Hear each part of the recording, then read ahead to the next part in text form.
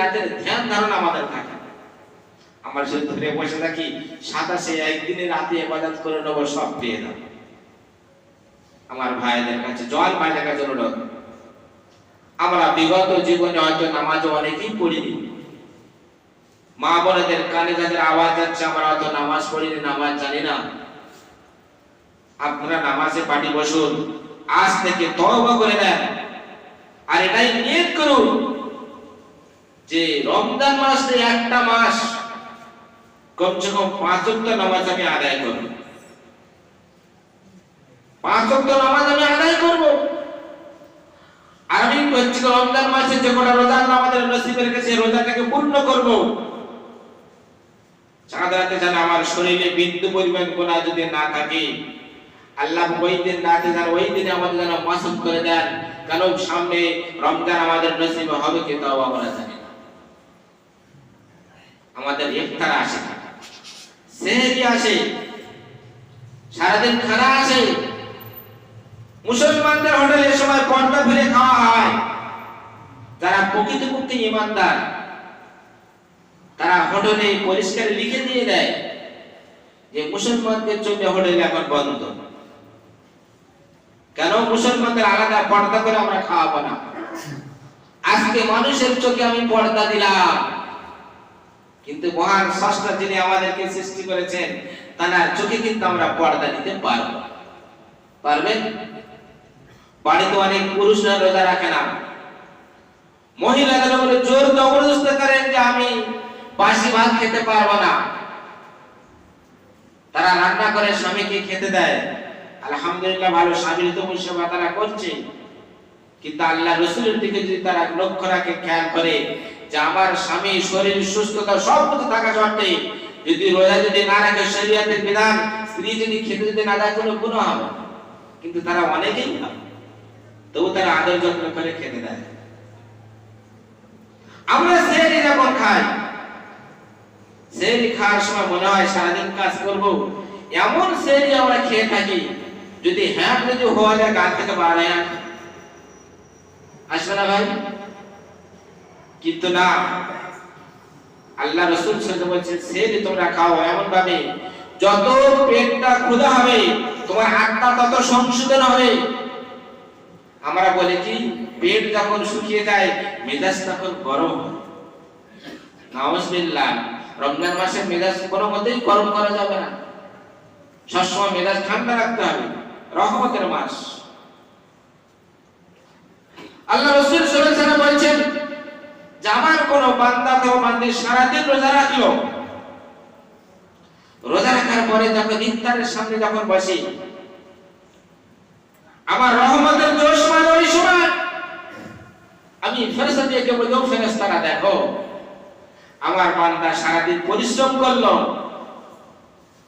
পানি তার জন্য খাওয়া হালাল ছিল, সব কিছু খাওয়া তার জন্য হালাল ছিল, কিন্তু আমার ভয়ে কিন্তু তারা সারাদিন কিছু খায়নি। তাদের সামনে কত সুন্দর ইফতার আছে, কিন্তু 2 মিনিট বাকি আছে তবু তারা খাচ্ছে না। কার ভয়ে? আল্লাহর ভয়ে খাচ্ছে না। সেই আল্লাহ কি আমাদেরকে জান্নাতে না দিয়ে আবার জাহান্নামে দেবেন?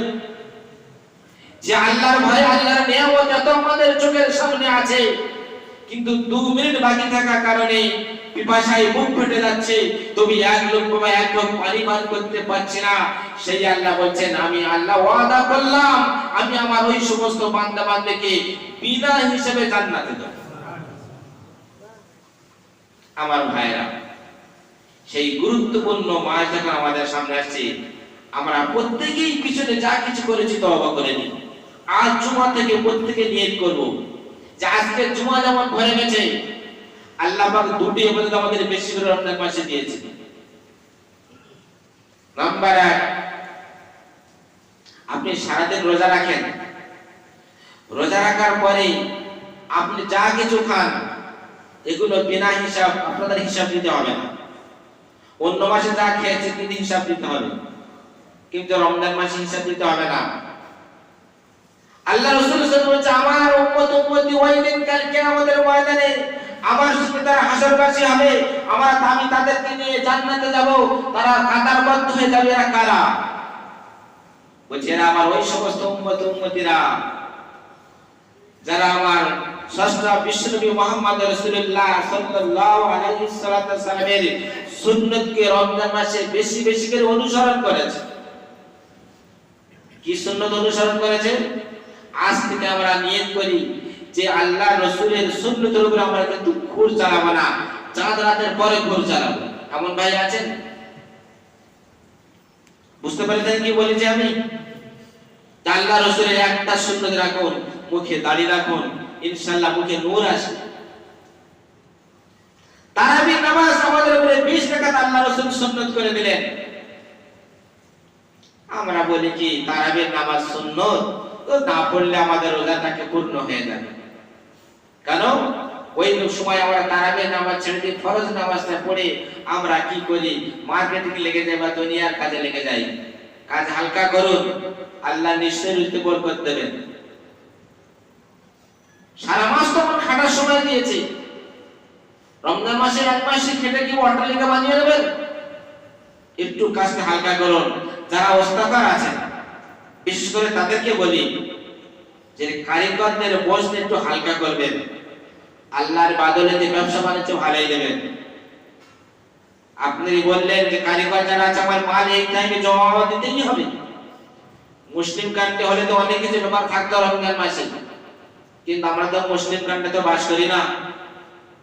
তো যারা ওস্তাকার যারা দিনদার আছেন, তাদের কাছে মজুরি করে লোক, তাদেরকে কাজের বোঝা হালকা করে দেবেন। আল্লাহ কাল কিয়ামতের ময়দানে আপনাদের হিসাবের বোঝা হালকা করে দেবেন।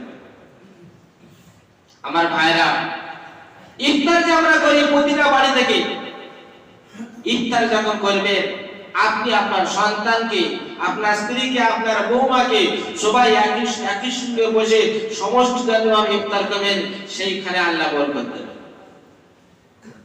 শুধু গাদাখানে যদি জড়ো করে নিয়ে আলাদা আলাদা করে খান, ওইখানে কোনো বরকত নেই।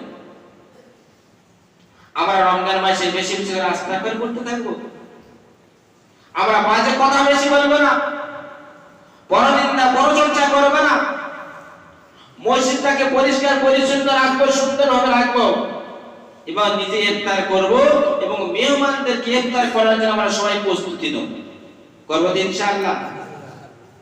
আজকে কবরে গিয়েছে আজ পর্যন্ত যে আমি মরে গেছি আমার এতটা মাল নিয়ে কবরে দিয়ে আসিস? যে কবরে যাওয়ার সময় 2 লাখ টাকা আমার দিবি, ফেরেশতার আইনে মন কারণে দুটো ফেরেশতা 2 লাখ টাকা দিয়ে দেবো, কোনো প্রশ্ন উত্তর করবে না, সব খালি আনে দেবে। কাফন হয় কবর খোলায়, যে কবর যারা করবে শুধু লোক হতে পরিবর্তন হতে পারে, জানাজাতে পড়াবে লোক হতে পরিবর্তন হতে পারে। আমার মা বোনেরা, যাদের কানে মাইকের আওয়াজ যাচ্ছে, অন্য মাসে যা বেপরদায় চলেছেন, এ মাসে হোটেলে না পর্দা করে আমার মা বোনেরা পর্দা করুন। এ মাসে হোটেলে পর্দা করে রাখে, তার ভিতরে কোনোদিন খাওয়ার জন্য নেই, কিন্তু আমার মা বোনদের কাছে বলল তারা পর্দা করুন। আল্লাহ রাসূল সাল্লাল্লাহু আলাইহি ওয়াসাল্লাম যখন জিহাদের ময়দানে যাচ্ছেন, তখন মা বোনেরা তারা জিহাদের সহযোগিতা করার জন্য হাত বাড়িয়েছিলেন। তারা জিহাদের ময়দানে গিয়েছিলেন যে যারা জিহাদ করার পরে যখন চোট আঘাত লেগে যাবে, পুরাতন সুতির কাপড় পরিয়ে ব্যথায় দিলে ব্যথা কিন্তু তখন শেষ হয়ে যেত, কাটা রক্ত বন্ধ হয়ে যেত, ব্যথা সেরে যেত। এখন আমার আপনার ছেলে যখন মোচমালি হয়, তখন কাপড় পুড়িয়ে জড়ায় দেখেছেন? কোথায় নিয়েছেন? এটা একবার দেখলেন না, ডাক্তাররা তো সেলাই করে দেয়, কিন্তু যারা হাজাম আসে এরা কাপড় পুড়িয়ে জড়িয়ে দেয়, রক্ত দ্বার ভরা হয় না। তাহলে তারা কাপড় চোপড়ে নিয়ে গিয়ে তাদের সহযোগিতা করলো। কিন্তু আমার মা বোনেরা তোমরা কি এটাই সহযোগিতা করে না যে আমার স্বামী যখন ইফতারের নাম লিখেছে, আমি ফল ফুলগুলো কেটে সুন্দর করে আমি দেবো, তারা রোজাদাররা খাবে না, কিয়ামতের ময়দানে বলবো আল্লাহ আমি ইফতার কেটে দিয়েছি, আমার রোজাদাররা খেয়েছে, এর বদলে তোমাদেরকে আল্লাহ জান্নাত নসিব করবে। আমরা শুধু বলি আমার বাড়ির 3টে বউ আছে, তবু বলি আমার কোরআন লিখলে হুজুর তুমি করে নাও।